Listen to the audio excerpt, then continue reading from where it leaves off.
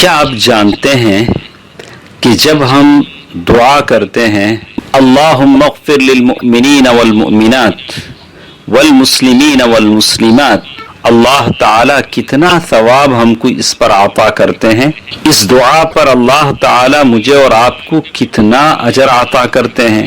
رسول اللہ صلی اللہ علیہ وسلم کا ارشاد ہے، جو بھی یہ دعا کرتا ہے اللہم اغفر لی وللمسلمین والمسلمات، اس کے لیے اللہ سبحانہ وتعالی ہر مومن کے بدلے جس کے لیے انہوں نے دعا کی ہے اللہ ایک نیکی عطا فرمائیں گے۔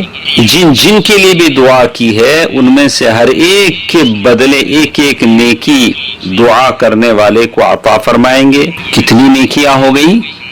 لا تعداد، بے شمار، بے حساب۔ جب آپ یہ دعا کرتے ہیں اللہم اغفر لی ولوالدی والمسلمین والمسلمات والمؤمنین والمؤمنات الاحیاء منہم والاموات، کتنی نیکیاں مل جائیں گی۔ اسی لیے کبھی اللہ تعالی نے توفیق دی ہے، کبھی ہم اپنے کسی مسلمان بھائی کے غیاب میں اس کے لیے دعا کرتے ہیں تو دعا کو اللہ تعالی شرف قبولیت سے نوازتے ہیں، اور ان سب کا بے حساب لا تعداد اجر اللہ تعالی ہم سب کو عطا فرماتے ہیں۔